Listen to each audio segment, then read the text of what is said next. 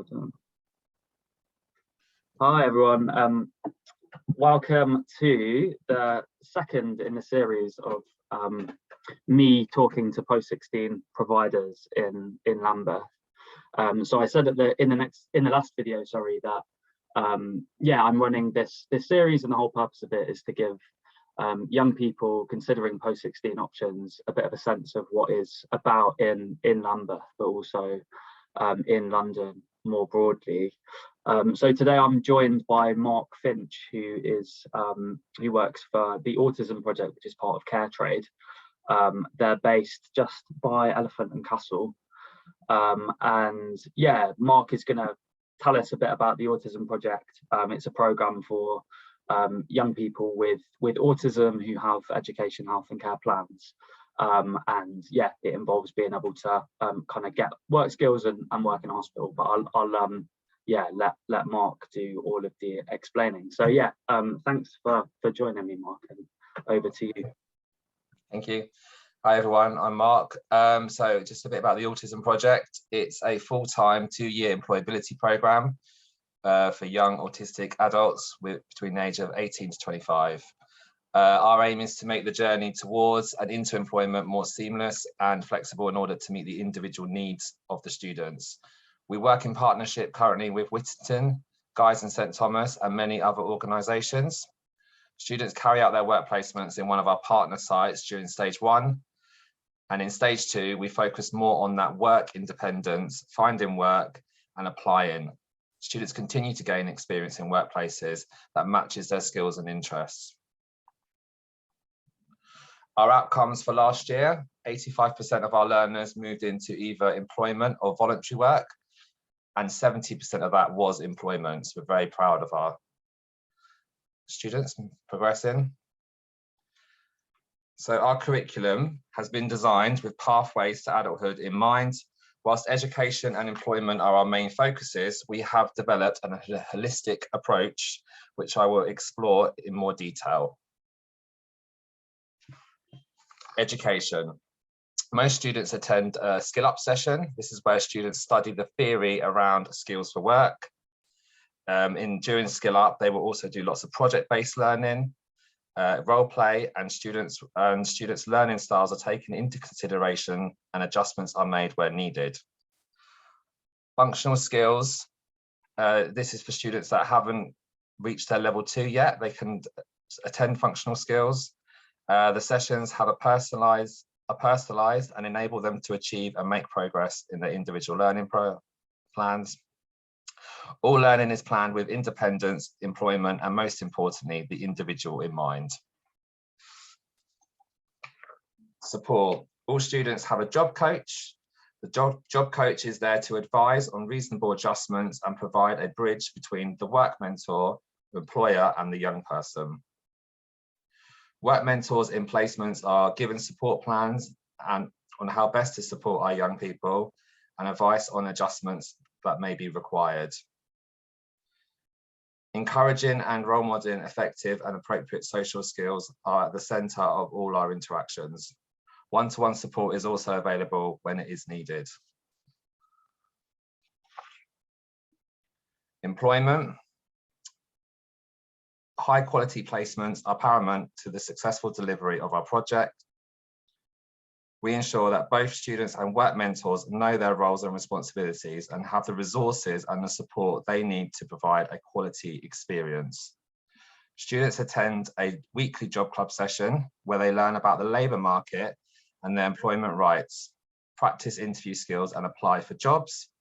We have a careers lead who delivers these sessions and works alongside our Skill Up tutor and to ensure all aspects of the Gatsby benchmarks are delivered.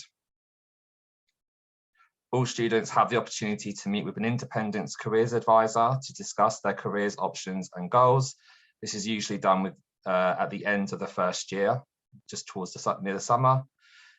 Skills for work, that's what students learn in skill up sessions and are monitored and progress towards students' work-specific targets measured. Well-being. We take into consideration that 79% of autistic people will also have mental health needs. So bearing this in mind, we promote a very well-being offer as part of our project.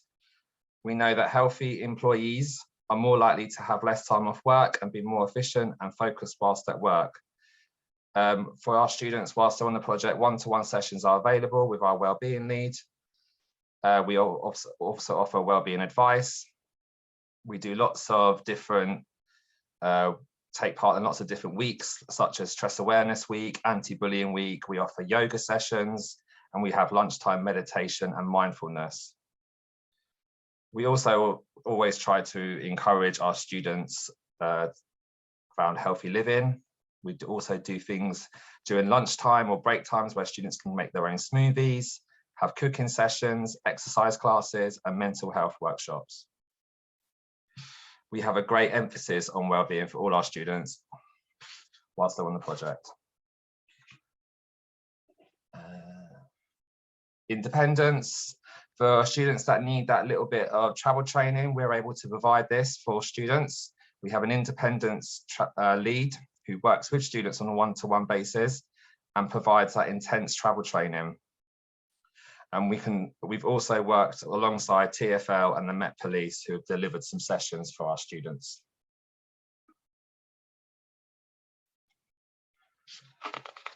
And then community. So all our students have sessions on staying safe and how to safeguard themselves from others. Students are shown and are given the resources to develop effective communication that enables them to communicate in various settings. And then we also provide lots of like social events during outside term time. So in the holidays, we have social reps that plan these. So students still get to meet up like at Christmas time during half terms, and in the summer, we plan socials so they can continue to see each other. That's kind of it for the overview of the Autism Project. Nice one. Thanks so much for that, Mark. Okay. So yeah, I've got a few kind of questions, I guess, just following up on that. Now, I know, so you kind of mentioned that the program is split into 2 years, and in the first year, students will kind of typically do a work placement, and then in year 2, if I've got it right, you're kind of helping them for a role. I guess, yeah, in that first year, what sort of work does every student do a work placement, and for those that do, what sort of work placement would they expect? Yeah, so in the first year, it's all about, we try to offer the students as much different experiences as possible. So each term they would do a different placement. So, and they're mainly based within one of the hospitals, or it could be also one of our other partner sites. We sort of match it to the students' interests and skills that they kind of already have. So some students come to us with an idea of what they might want to do. Some feel like they like talking to people, or they like to they want to be doing work on the computer. So we take all that into consideration and then place them in a sort of, so at the moment we've got students doing admin role, students deliver within the hospitals, they go around delivering to various departments, or they also could be working in the kitchen. So it really does depend on that student, or in the cleaning department. And then each term they'll try something different, and then by the end of the first year they would have tried all these different places, and then also have their careers advisor meet with their careers advisor, and that will hopefully then enable them to decide what they want to focus on in that year 2, which is when we would then find potentially a placement maybe outside of the hospital. Last year we had students who went into retail, hospitality, and then if that's the area they want to progress onto. Mm-hmm. And so yeah, so once a student gets into year 2, yeah, you're kind of searching for a work placement for them. Once you kind of found a work placement, do they continue to get support from you, or is that they still have a job coach, they still have all the support, they're still part of the the support, it all depends on what is to the individual as well, but yeah, it's still there. Okay, cool. And so is that generally a paid role in the second year, or is it's just a kind of work placement? It's still work experience. Yes. Some students have had paid interns, but yeah, that it's not a promise. It's what they move on to after that second year, which is when they go into paid work. Yeah, got you. Okay, yeah, that makes sense. And so I know you mentioned that there are kind of functional skills courses and so on, sort of offered alongside Yep. other aspects of the program. So the students can study for kind of their functional skills level 1 or level 2 or whatever. Yeah, whatever. So once they come to us, obviously we carry out initial assessments, look at what they've achieved before, and then we work towards that next level. Okay. And do you offer any other sort of accredited qualifications, or it's the functional skills? So anyone It's the functional skills. Yeah. So It's anyone only who hasn't accredited. got kind of English and maths GCSE or cool, that sounds great. And yeah, it is just for young people with EHCPs, isn't it? Just for young people. Yep. Yeah, Young people with EHCPs. Okay, cool. Now, yeah, I mean, it sounds great that 85% of students get to go on to kind of find work after the program. And can you give I don't know if you've got anyone sort of in mind, but can you give a sense of what sort of roles young people have gone on to do afterwards?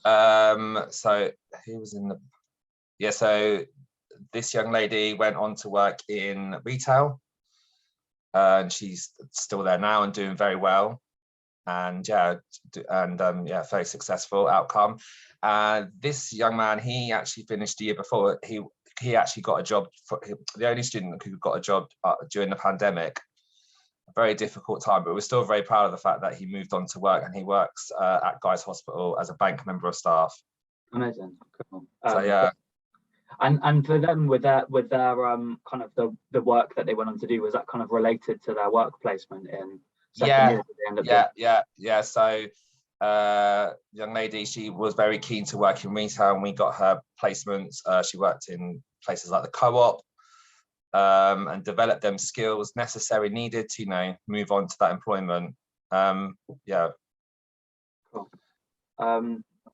Now, so I guess the one other question really that I had was just about applying to the program and what young people should do if they're sort of considering care trade, want to find out more, or if they do want to best thing to do is check our website regularly, because we often hold information sessions that are online, so they can sign up for one of them, and that's probably a good start, because then they can come along and sort of find out more about the project in depth. My colleague Gemma runs them, and she will be able to explain more about the placements that are available. And then if they sort of go away from there thinking, yeah, I'm really interested, the next step with them would be sort of that EHCP being sent to us for a consultation. Also meeting them young people as well, so them getting in contact and perhaps us visiting them in their current setup wherever they are, or them coming to us, and sort of then we can then sort of assess to see whether they are suitable, whether they want to join the project. But yeah, it's through consultation of the EHCP that would be their way of getting onto the project. Great, cool. And yeah, I guess that's an opportunity for me to say that for young people based in Lambeth, Lambeth IASS service can kind of support you to go through that, or to request that consultation process. So you can you can also get in touch with us, and I know that you work with young people from other London boroughs, or even young people outside of London in sort of odd cases. Those young people can get in touch with their local IASS service, information advice and support service, who can support to request that consultation as well. But yeah, I think, Mark, that's pretty much everything from me. That was all of the questions that occurred to me. So I don't know if there's anything else from you that feels kind of important to say. It feels like you've kind of covered everything. No, nothing else from me, thank you. Cool. Well, yeah, in that case, yeah, thanks so much for coming along and speaking, and yeah, hopefully more young people end up kind of coming through your doors. So yeah, thanks a lot. That'd be great, thank you.